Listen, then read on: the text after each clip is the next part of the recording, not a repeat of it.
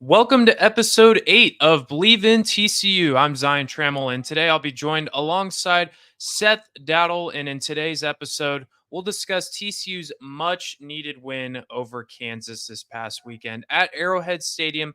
They won 38 to 27.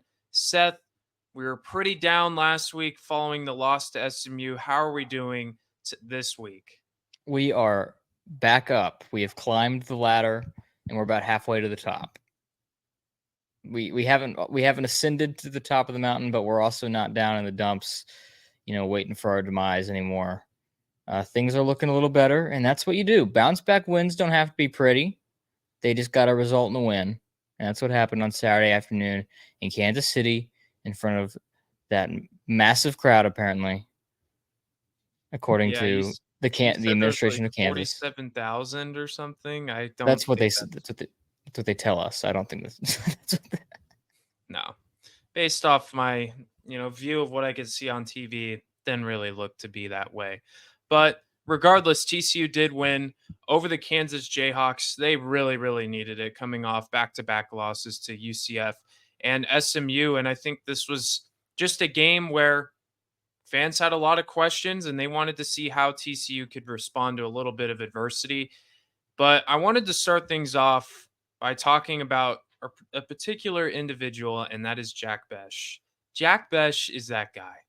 He is that guy.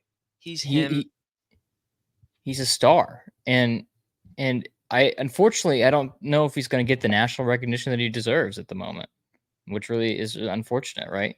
I've only really hear people in TCU circles talking about him, and deservedly so. Of course, he's been the team's best player by far through the first 5 games of the season, and I mean he's got a good quarterback thrown to him, of course, but he's making contested catches. He's running wide open at times, and he's just been amazing.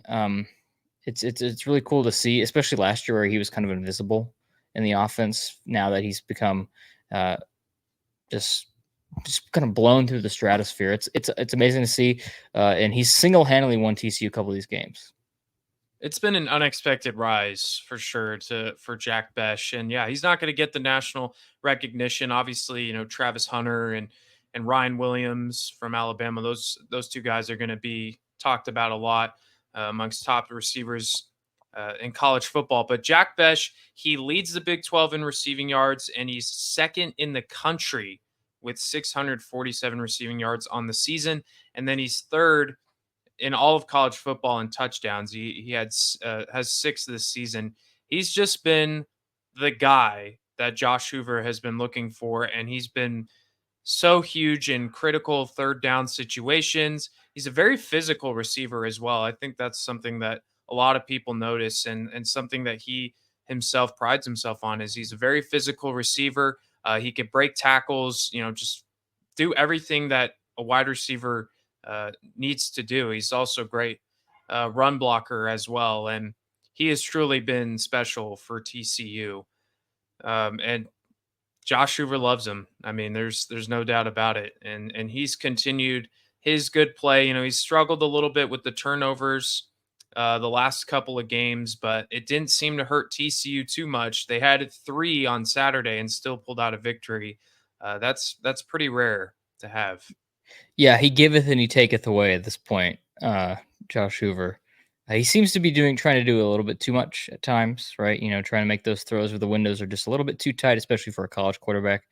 But he also makes those throws where he threads the needle, and it's just outstanding, right? And so he giveth and he taketh away. So you just got to take it. That's kind of what he is right now at this point in time.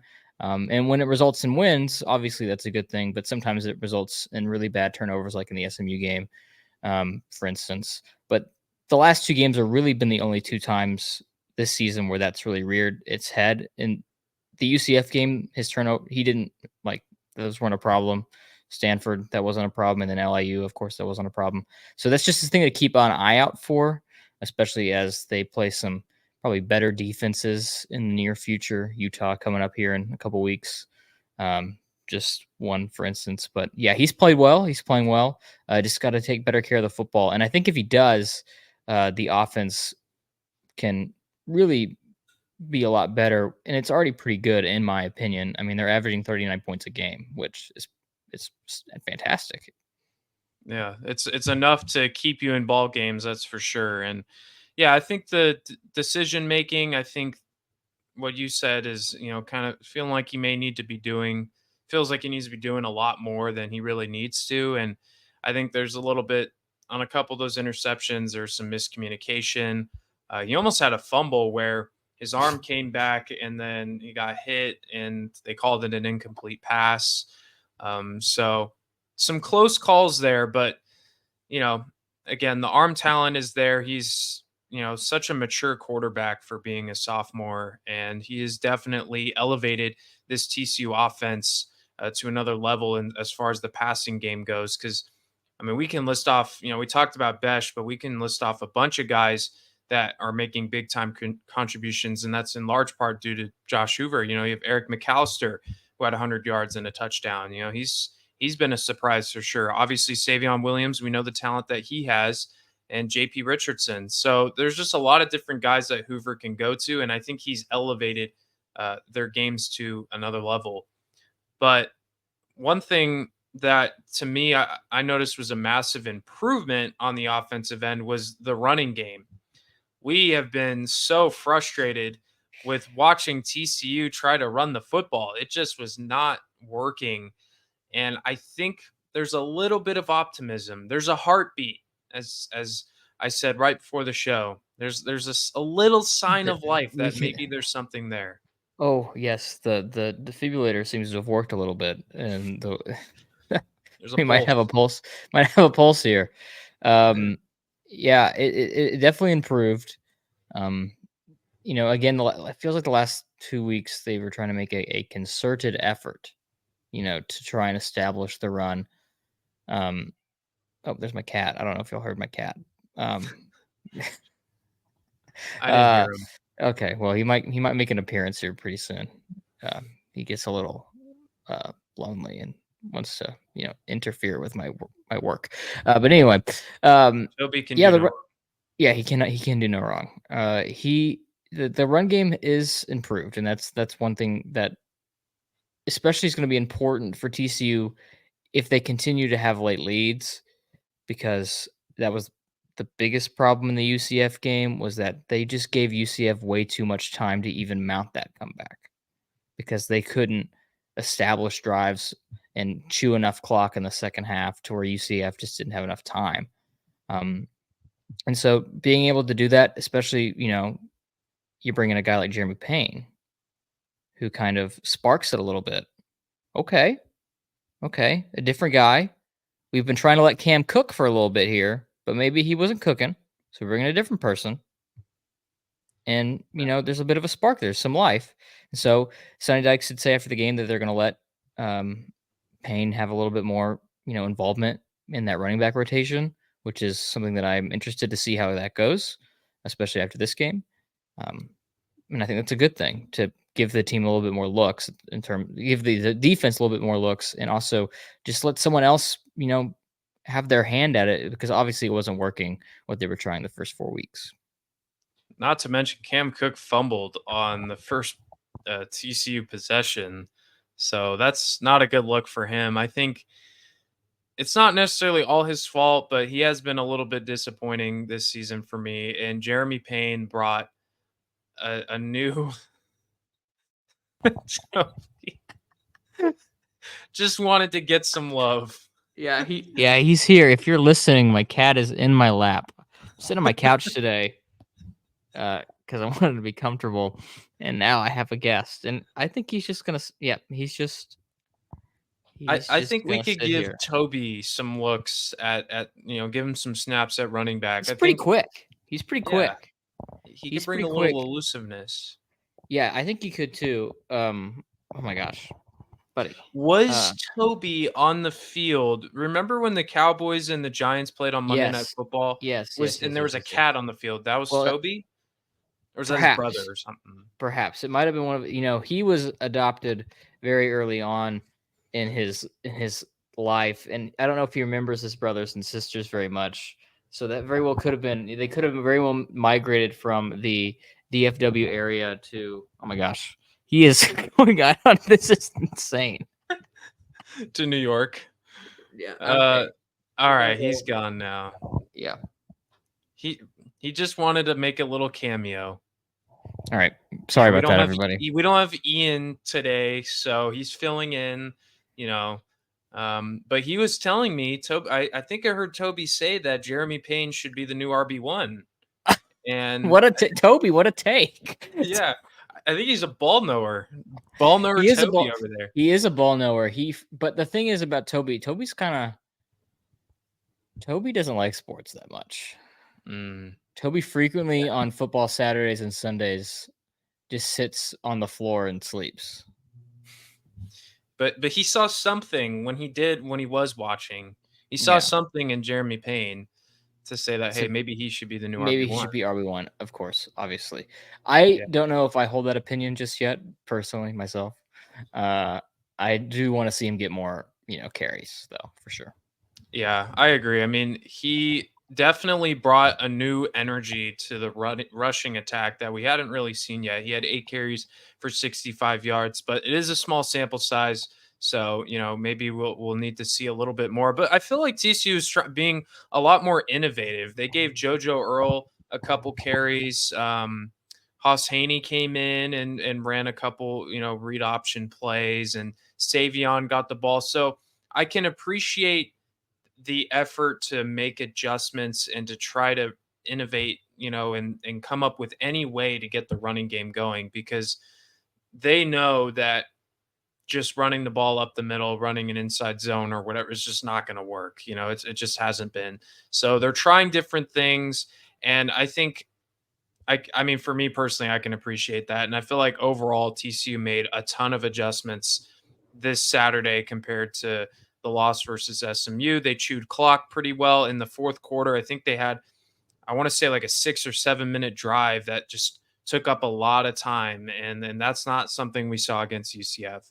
So they're able to do that, eat up some time. They got a field goal out of it. And they were just doing all the right things that had been lacking over the last couple weeks. Yeah. I'll talk about the defense real fast. Give it 14 points in the first quarter. Not going to lie, not looking good. Was not looking good after the first quarter.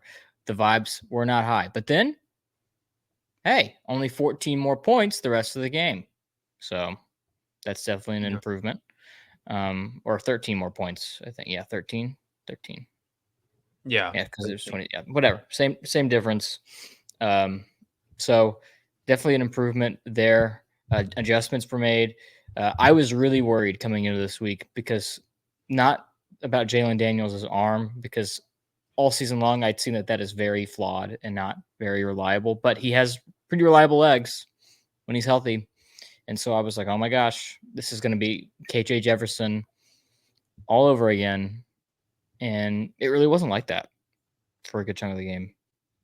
No, they kind of kept him contained. And yeah, he was not very good throwing the football. And that could have been a little bit was due to TCU. But yeah, he was 15 to 34, 179 yards, one touchdown, one interception. And that interception by Lamarion James, dude, that was insane. I'm like, Baller. whoa, that was a sick catch.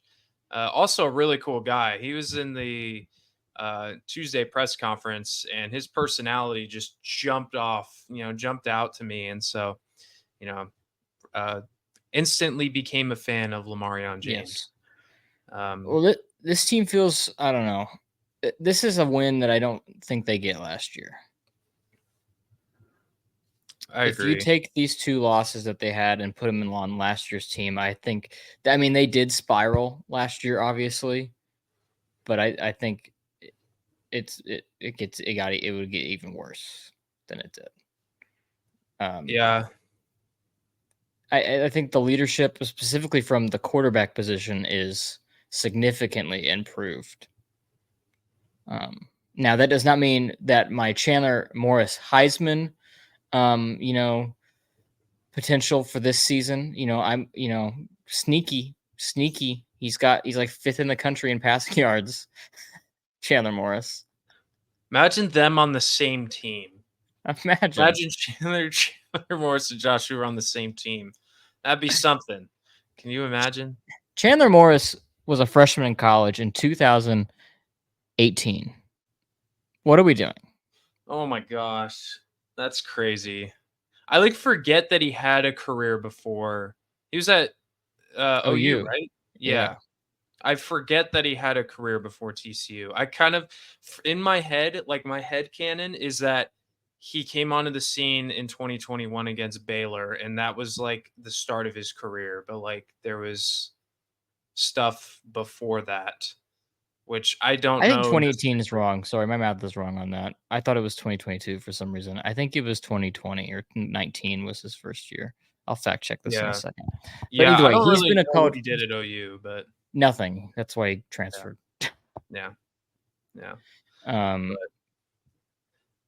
I agree though. I think the leadership from Hoover is noticeable and just the way he carries himself, the way that he's kind his personality and the way he leads is kind of worn off on a bunch of other guys as well. I've noticed, and I think that yes, the SMU loss was not a good response to losing and blowing a lead to UCF, but the way they bounced back in this game, you could have easily laid over and said, "Hey, we've already got two losses. I don't really know, what's going to happen. We're on the road against Kansas," but they responded really well, and I think the way that they kind of celebrated that win was like, "Okay, okay, good. Like we're back. We're back on track to where we want to go."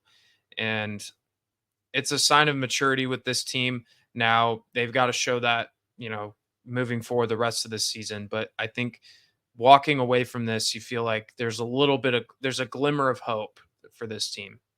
well, yeah, because you get Houston now, and they're a 17-point favorite at home on a Friday night. Uh, and Houston is very bad. They have not scored a point in their first two Big 12 games. Uh, Although they played Oklahoma really close, which I think says more about Oklahoma than it does Houston. Anyway, but Houston is very bad, and you get them at home, and you have an opportunity to start the season 2-1 in the league and 4-2 overall. Now, if you had told me before the season started that you're going to be 2-1 in Big 12 play before the Utah game, I would have taken that in a heartbeat. I agree. I actually would have assumed that the loss would have been against Kansas. Yeah, same, honestly, But because Kansas looked good in the beginning, yeah, but preseason. you take it. Obviously, the SMU loss is unacceptable, and I would never have taken that. But you go into the Utah game 4-2, 2-1, and you got a shot at least at a bowl game at that point.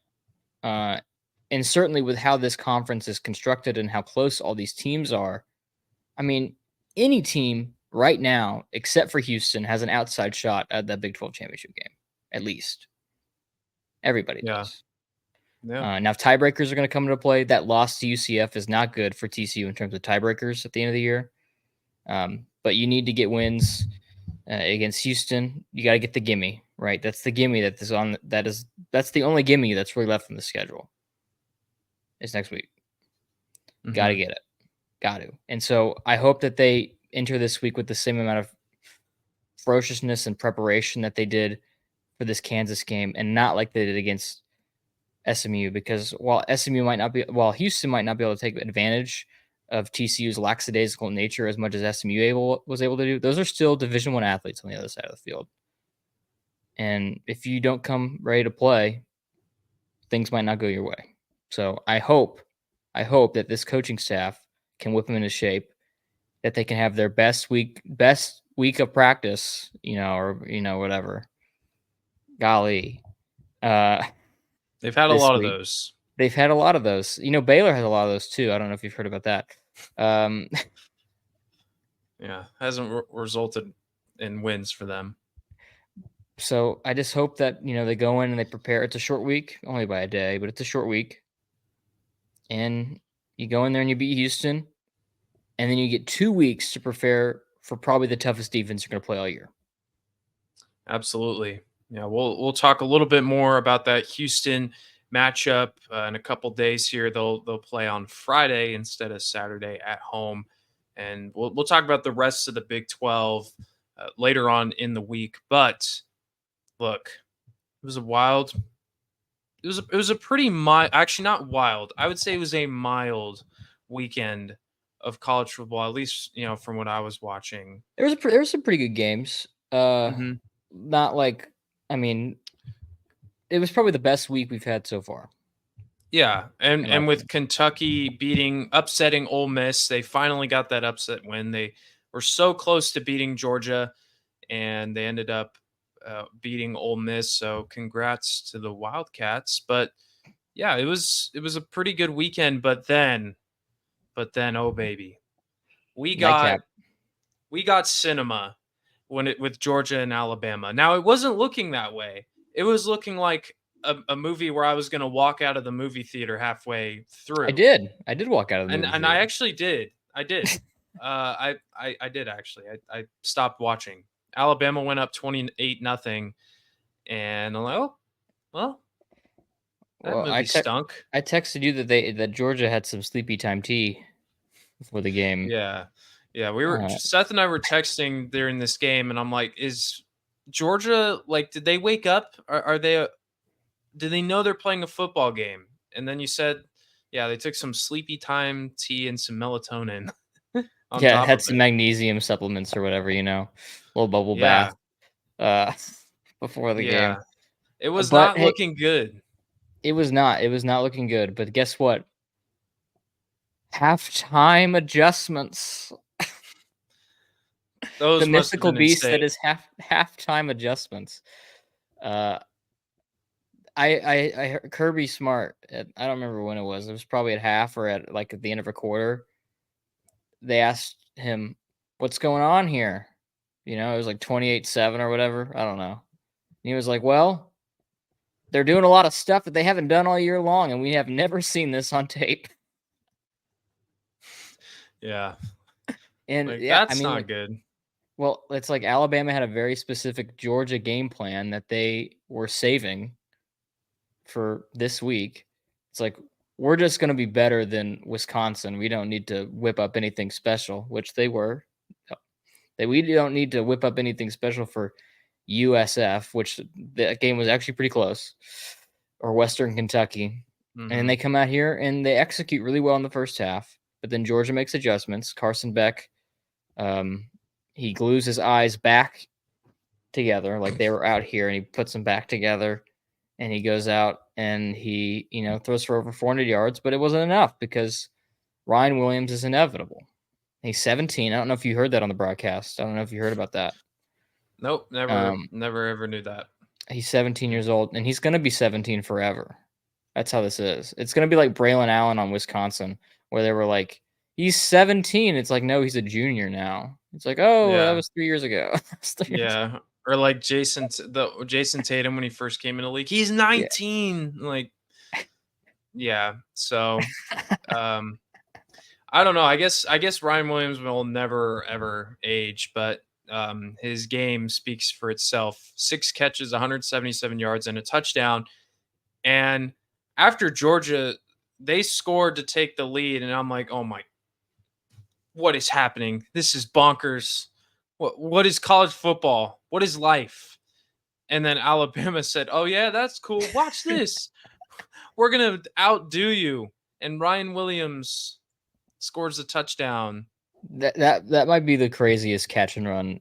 The spin move he hit coming out of that was crazy. I don't even know how his body did that. I don't even know how he had the awareness to do that. And that I've never seen a Georgia defensive back look so clueless after he made that spin move. The Georgia defensive backs are the most, you know, polished, well trained college athletes, you know, ever. It feels like at some point, and they look like they played for TCU.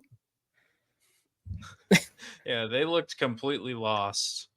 Like I've never seen that before. Um, yeah, that dude's special. Jalen Milroe has completely switched the narrative. I remember last year we were talking about, uh, you know, we were talking about if Jalen Milroe, he got benched, and then we're wondering, oh, is Bama in trouble? Like he just doesn't look very good, and they need to. I don't even remember who their backup was. Oh, Do you? I remember. Let me look. You keep going, and I'll figure out his name. We were talking about, is he the guy, whatever. And then he comes out this season and he just looks like a completely different quarterback. And he's now switched his draft stock has elevated so much. I mean, it's insane. And now It was Bama is the number one team in the country it again. was Tyler Buckner who quit football halfway through the year to go transfer to Notre Dame and finish his lacrosse career midway through the Oh season. goodness. They didn't have anyone better at Bama to go with a Uh, lacrosse guy. uh, Jalen Milroe with Kalen DeBoer is a deadly combination. Yeah, it's nasty. It's very scary. You know, it's crazy. I heard this take online, and I agree with it. But it's kind of like when you say the sentence, it kind of takes you aback. I think that Alabama, if you take the coaching staff from their team last year and implant it on this team this year, I think they lose that game. And it's crazy to say because Nick Saban was the head coach of that team last year. Yeah. I just don't But think. I think that this offense is so much more dynamic than anything that Nick Saban could put on the field. yeah, this offense looks completely much more dynamic and airing the ball out and, you know, much more exciting. I like it. Yeah, But it's great. It's wonderful though. You know, this is a, a more big picture thing. It's great this season. There's been 5 different Heisman frontrunners for each week. I leave each week and everyone's like, "Oh, this guy's a Heisman frontrunner." After week 2 is yeah, Quinn Ewers. After week 3, it was somebody else. After week 4, who was it last week? Travis Hunter probably. Travis Hunter. Yeah. And this week is Jalen Milroe or Yeah, Ashton. Cam Ward. Cam Ward. Cam Ward. Yeah. Yeah, So I don't know. Ashton Genty. Yeah. We should have like 17 people go to New York. That'd be hmm hilarious. Next week, Jack Bech. I mean, at this point, I mean, we're just going. It's constant. It's really going to be interesting to see as the season goes on, like who's going to be, the front runners for the Heisman. But Bama with the win, they're back at number one, and now I suddenly don't like them again. Like I liked Uh, when they weren't the best team in the country. Like I liked when they were 4 or 5. I'm like, yeah, okay. Now they gotta like prove themselves. Now they're one again. It's like, dang it. it Now does they're gonna. Now I it don't does like feel them. like a completely new outfit though, because the coaching staff is different. So it feels like it's just a completely different hmm enterprise. Yeah, Um, Kalen DeBoer is an amazing head coach. He is like 107-10 in his FBS career or whatever. he's In his insane. Division 1 career. He's crazy. He freaking won at Indiana. No one wins at Indiana. Yeah, not even. Um, Yeah, not even a Big Ten playoff. oh, yeah. I That's was an at inside a joke. I was at a Buffalo Wild Wings in Chicago on Saturday, and this kid they had the Indiana game on. They're playing Maryland. They're spanking them. Indiana is good this year. People can't win at Maryland or at Indiana. I was joking about that. They're spanking Maryland, and he looks at his father. And he goes, "I think Indiana is going to beat Ohio State in the Big Ten playoff." And I just thought that was the most ridiculous statement that I'd ever heard. So Doesn't exist. it does not exist. Yeah, He also asked if the Big 12 still exists as well. that does exist. It does. Yeah, Yeah, that was, and then I left because I was like, I can't. Check, please. Check. I gotta go. I gotta go. I can't deal with this. Yeah, but anyways, Buffalo Wild Wings, Alabama winning, TCU winning. It was a wild weekend uh, in college football. But that will finish things up for this episode. We're going to talk again about TCU versus Houston later on in the week, maybe talk about the craziness that is the Big 12, how balanced it is right now, and maybe we'll talk a little bit about what some of the pro frogs are up to right now, maybe in the near future. So stay tuned for that. But yeah, that'll wrap things up for this episode. You guys can follow us on Instagram at Believe in TCU, and you can listen to us wherever you get your podcasts, essentially Apple Podcasts, Spotify, iHeartRadio. I mean, it's all over the place. You can just go to the Believe website and look for Believe in TCU. You can find our podcast there. But for Seth Dowdle, I'm Zion Trammell. Thanks for tuning in to today's episode, and we'll see you guys next time. And as always, go Frogs.